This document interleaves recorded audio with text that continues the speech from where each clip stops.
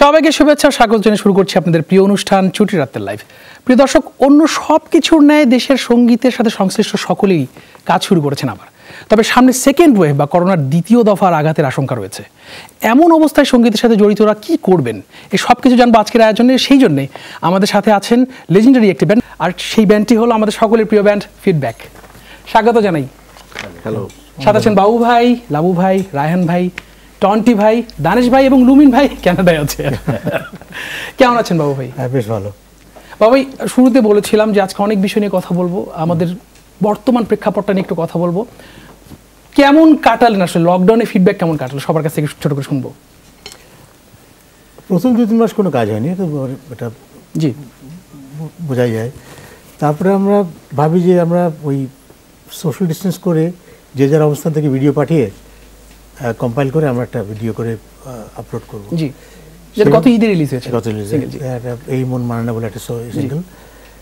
তারপরে না, এটি ঈদের আগে রিলিজ হলো। ঈদের রিলিজ আরও 4টা গান। আচ্ছা আচ্ছা, ঠিক একইভাবে করা, যে ওই রায়ান চিটাঙে ছিল, চিটাং থেকে ভিডিও পাঠালো, লাউ ভাই বসুন্ধরা বাসা থেকে, আমরা ওখান থেকে, যে যাতে করে কম্পাইল করে এডিট করে আমরা, এই হলো আমাদের মানে কার্যক্রম এই লকডাউনের শুরুতে।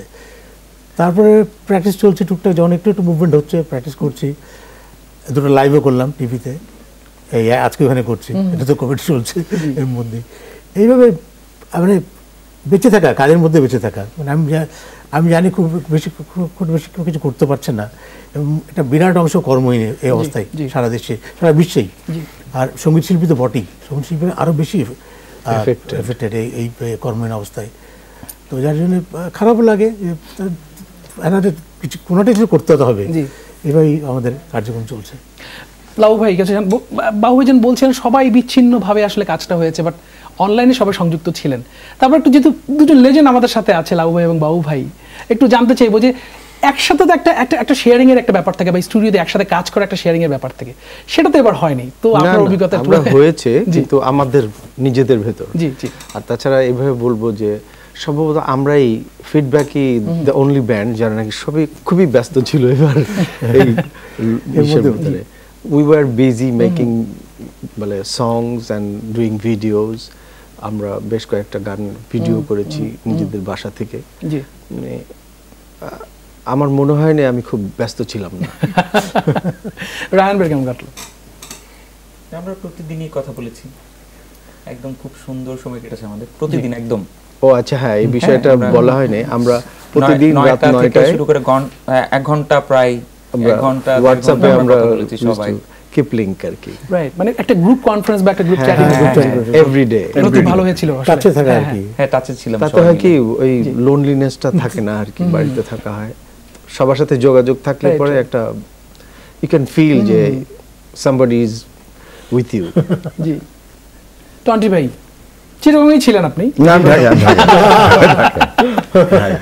আমাদের সবচেয়ে মানে একটা আমরা লাইভে করেছি, একটা এবারে এখানে ঢাকা এফএম থেকে আমেরিকা একটা লাইভে করেছি। আবার আমরা শুটিংও করেছি, আমাদের নিজেদের গান নিজেরা ভিডিও করেছে, লাইভ বাজিয়েছে, শুটিং করেছে, মানে নিজেদেরকে নিয়ে ব্যস্ত ছিলাম মোটামুটি কিছুটা।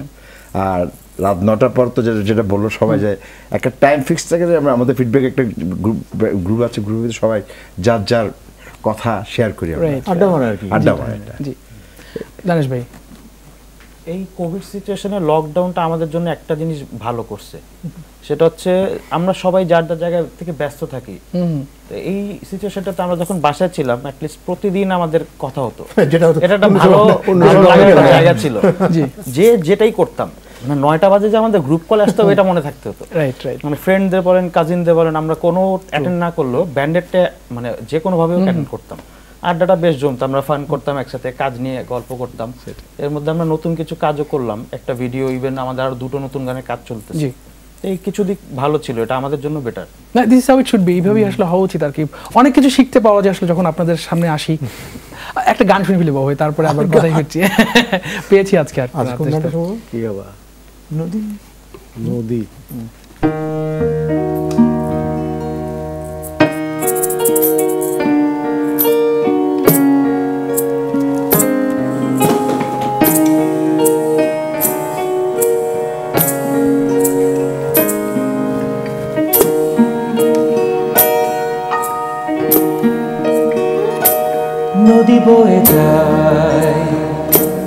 সাগরে হারায় কত যে তার ঢেউ চূড়ায় পাবে কি পাবে না বুঝি সে ঠিকানা সে ব্যথা কালে স্রোতেরই ধারায় নদী বয়ে যায় সাগরে হারায় কত যে তার ঢেউ চূড়ায় পাবে কি পাবে না বুঝি সে ঠিকানা সে ব্যথা কালে স্রোতেরই ধারায়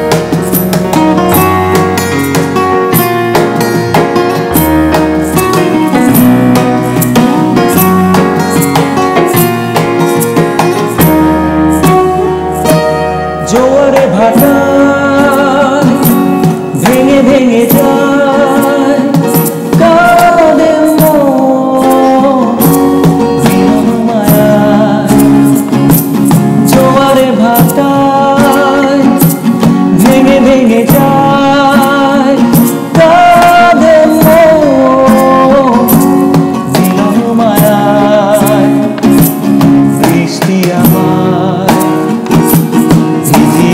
যায় নদী বয়ে যায় সাগরে হারায় কত যে তার ঢেউ চূড়ায় পাবে কি পাবে না বুঝি সে ঠিকানা সে ব্যথা কাঁদে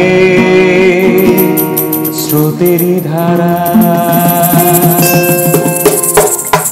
ধন্যবাদ, অসংখ্য ধন্যবাদ। বাবু ভাই, শো হচ্ছে না, এটা অনেক দুর্ভাগ্যের বিষয় আমাদের সকলের জন্য, কিন্তু এটা ছাড়াও আসলে অন্য কিছু জায়গাতে অনেক কিছুতে অগ্রগতি হয়েছে।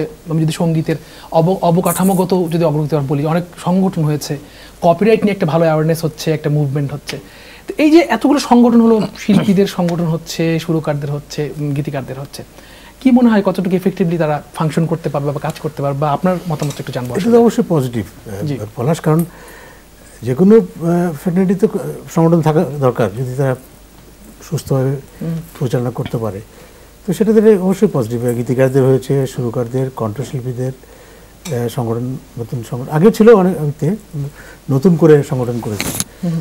আগেও যেরকম গীতিকবি সংসদ ছিল, এলসিএস গিল বলে একটা সংগঠন ছিল সুরকার, গীতিকার এবং কণ্ঠশিল্পীদের। তো ভালো, অবশ্যই ভালো, এটা একটা সংগঠন হবে। আর একটা এটা হচ্ছে বড় কথা হচ্ছে, যদি আমরা একটা ছাতার নিচে না আসতে পারি তাহলে কোনো কার্যক্রমই সফল হবে না। মানে সফলতার মুখ দেখতে হলে অবশ্যই আমাদেরকে এক ছাতার নিচে থাকতে হবে, যে কোনো উপায় হোক। হয়তো বাড়ি থেকে কোনো কথা বলতে পারে, আমাদের নিজেদের মধ্যে ঝগড়া দিতে হতে পারে, কিন্তু আমরা এক থাকতে হবে, নাহলে আমি মনে করি আমাদের কোনো কাজই হবে না। যদি আমাদের স্বার্থ সংগ্রামের কথা বলি বা দাবিয়াদের কথা বলি, তাহলে কোনোটাই কাজ হবে না। জি, ঠিক বাবু ভাইয়ের কথা সূত্র দিয়ে বাবুর কাছে জানবো। বাবু বলছে সকলকে এক ছাতার নিচে আসতে হবে আসলে, তো এটা একটা খুবই প্রয়োজনীয় একটা ব্যাপার, খুব এসেনশিয়াল একটা ব্যাপার, যে আমাদের সকলকে একটা ইউনিটি দরকার আসলে সঙ্গীত বা আসলে। মানে যদি অনেকগুলি সংগঠন থাকে তাহলে যত বেশি সংগঠন হবে তত বেশি কেয়াস হবে। সো যদি সবাই যদি যেটা কথা বললো বাবু, যে একটা ছাতা মানে অনেকগুলি সংগঠনের দরকার নেই। শিল্পীদের এবং ওদের আমরা যেটা একসাথে করা হয়েছে বিএলসিপিএস, তো ওটা সবাই যদি একখানেই আসে, ওখানে এসে যদি সবাই সবার প্রবলেমগুলি বলে এবং সলভ করে, then this is going to work out. কারণ আমরা তো কপিরাইটসের এখনো তো আমরা পাবো না, এটা হতে হতে আরো সময় লাগবে, কিন্তু এর মধ্যে আমরা যতটুকু গোছানো আসলে এটা গুছায় যে আনছে প্রস্তুতি বাবু ছিল he was one of the main guy who was really working for this things to happen Tokon babu তো এখন যত দূর পর্যন্ত এসছে that's really sounds very positive আর কপিরাইটের টাকা এটা তো সত্যি সত্যি জমা হচ্ছে কোথাও না কোথাও তো ওইটাকে ধরে আনতে হবে এবং জায়গা মতন পৌঁছাইতে হবে this is the idea so they are working for it it's happening sorry আমি লাভকে থামালাম কপিরাইটের ঊর্ধ্বেও মানে শুধু কপিরাইট রয়্যালটি এর বাইরে তো আমাদের একতা দরকার আছে না এটা তো আমাদের স্বার্থ এবং আমাদের যেটুকু আমাদের প্রাপ্য সেটা বুঝে নেওয়ার বিষয় কিন্তু এর বাইরে অনেক সমস্যা আছে আমাদের মধ্যে এই সমস্যাগুলি দূর করার জন্য আমাদের অবশ্যই এক টেবিলে বসে একসময় আলোচনার মাধ্যমে নিরসন করতে হবে। সবচেয়ে বড় যেই বিষয়টাকে মাথায় রাখা বর্তমান সময়টাকে ফোকাস করলে যদি আমি বলি যে শো হচ্ছে না আসলে, কিন্তু এটা অল্টারনেটিভ তো একটা খুঁজে বের করতে হবে। এই জায়গাতে আসলে আমাদের সকলের আসলে একতাটা দরকার। আপনি কি বলেন বাবা? অবশ্যই অবশ্যই, মানে বড় কথা যে আমাদের আয় আসতে হবে, রেভিনিউ আসতে হবে, কোনো একটা সোর্স থেকে রেভিনিউ আসতে হবে।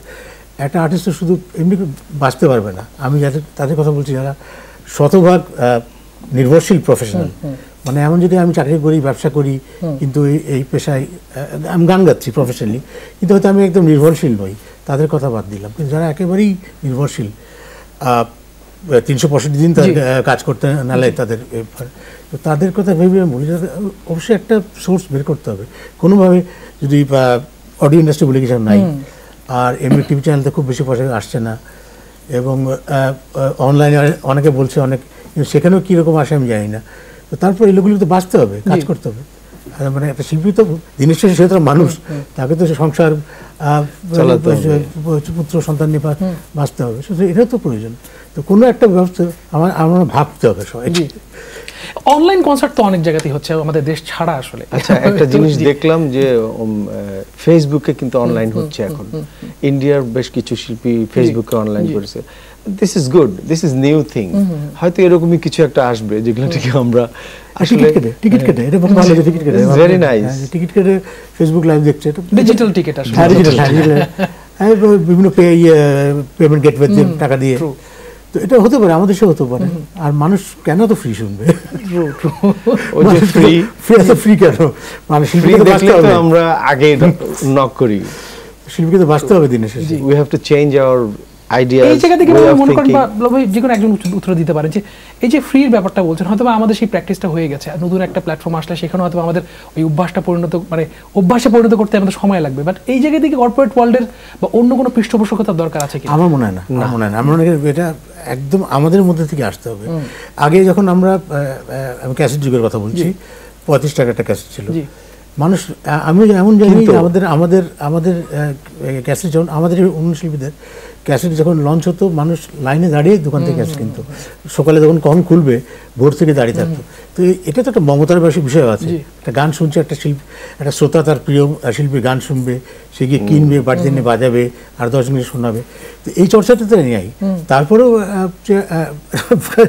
একেবারে ফ্রি শুনতে পারে মানে আমাদের তো একটা সংস্থা থাকতেই হবে, যেন আমরা একটা রেভিনিউ আসে এবং শিল্পীরা বাঁচতে পারে। সেই জি, একটা গান শুনে ফেলি ভাই, তারপরে আবার কথা আলাপটা খুব ভারী হয়ে যাচ্ছে, কিন্তু ভারী কথা আবার ফিরতে হবে, অনেক কিছু জানতে হবে আসলে।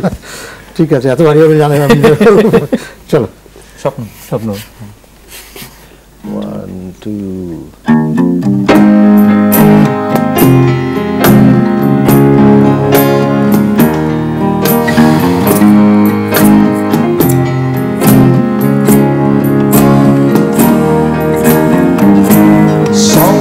দেখছি কি না জানি না, এত কাছাকাছি দুজনা, পাশাপাশি বসে গান শোনা, একে বলি মিছে কল্পনা। সেই তুমি স্বপ্নময় দিয়েছ তোমারি এই হৃদয়, কখন জানি না কিভাবে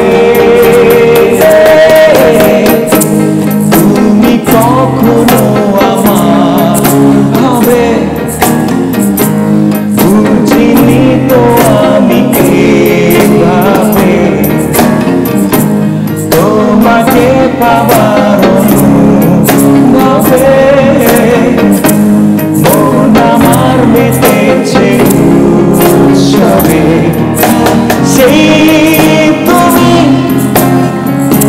স্বপ্নময় দিয়েছ তোমারই এই হৃদয় কখন জানি না কিভাবে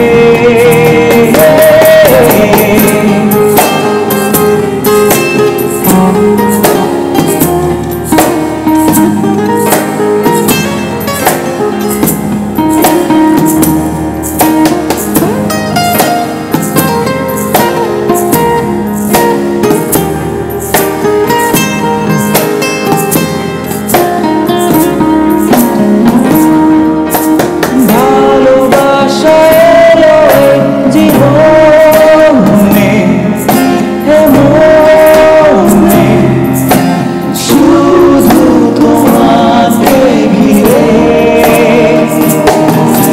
তুমি যেন কবিতার ছন্দ আনন্দ আমার বুকে গভীরে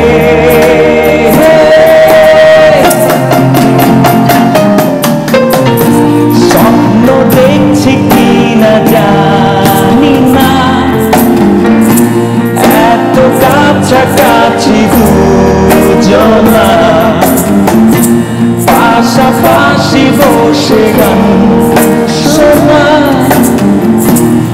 একে বলি নিচে কল্পনা সেই তুমি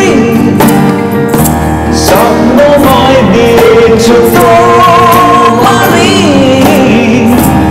এই হৃদয় কখন জানি না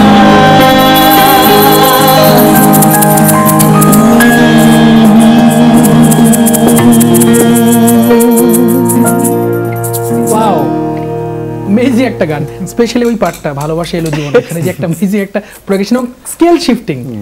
থ্যাংক ইউ সো মাচ বাবু ভাই ফিডব্যাক কে আসলে তো বিউটিফুল একটা গান শোনানোর জন্য, উপহারদের জন্য 60 দশকের আমেজ একটা। অ্যামেজিং। বাবু ভাই ওই প্রসঙ্গটাতে আরেকবার একটু আসতে চাই। আপনি বলছিলেন যে আসলে একটা চর্চা ছিল আমাদের অডিও অ্যালবাম ক্যাসেটটাকে আসলে সেটাকে ওন করবো, আমাদের সম্পদের মতো দেখবেন আসলে। তো আপনি কি মনে করেন যে আসলে এখন যখন এই কম্পিউটারে চলে গেল, শেয়ারিং শুরু হলো কম্পিউটার তারপরে মাইক্রোচিপে আসলো বা অথবা মোবাইল, তখনই আসলে আমাদের এই চর্চাটা চলে গেল বা সংস্কৃতিটা চলে গেল, মানে কি মনে হয় আসলে? আমার মনে হয় পুরো লাইফস্টাইলটা চেঞ্জ হয়ে গেছে। আমাদের আগে যেরকম আমি যদি বলি যে মানুষ কাজ থেকে ফিরে এসে বাসায় ঢুকে একটা তার প্রিয় সিডি বা ক্যাসেট চালিয়ে এক কাপ চা খাচ্ছে, যেন বাচ্চে, এই সময়টাই মানুষের নাই। কখন সে সময়টা যখনই পায় সে চলে যায়, ওখানে এই গান, ওখানে তার জীবন আটকে গেছে। যেটা একটা আমি জানি না এটা সমাজবিদরা একটা ব্যাখ্যা দিতে পারে, কিন্তু আমার কাছে মনে হয় আগের দিনটাই ভালো ছিল। শুধু তাই না, মনে করো যে আগে যেরকম কোচিং করতে হতো না, বাচ্চাদের নিয়ে কোচিং এ যেতে হতো না, এটা অনেক সমস্যা আছে। টাইম হ্যাজ চেঞ্জড এবং এত পরিবর্তন হয়ে গেছে যে যেটা এখন সত্যি সহ্য করার মতো না আমাদের জন্য। সেই বই পড়ার প্র্যাকটিস, সময়টা কোথায় বই পড়ে, সেইটাই। তো এই জন্য গান বাজনা আমরা যেটা মানে আমাদের যেখানে হাতে ঘা লাগছে সেটা হচ্ছে আমার গান আমি কেন মানুষকে শোনাতে পারবো না, মানুষ কেন আমাকে সেটা বিনিময়ে সে কিনবে না কেন, মানে সেটাই এই জায়গায় আমার খারাপ লাগে। তো হয়তো একটা পরিবর্তন আসবে, মানুষ আবার গান কিনে শুনবে, তাদের প্রিয় শিল্পীর গান। আমি তো মনে করি আমি যখন সিডি কিনি আমি বলতে পারি যে আমাকে সিডি আমার কাছে আছে, রুনালাল একটা সিডি আমার কাছে আছে।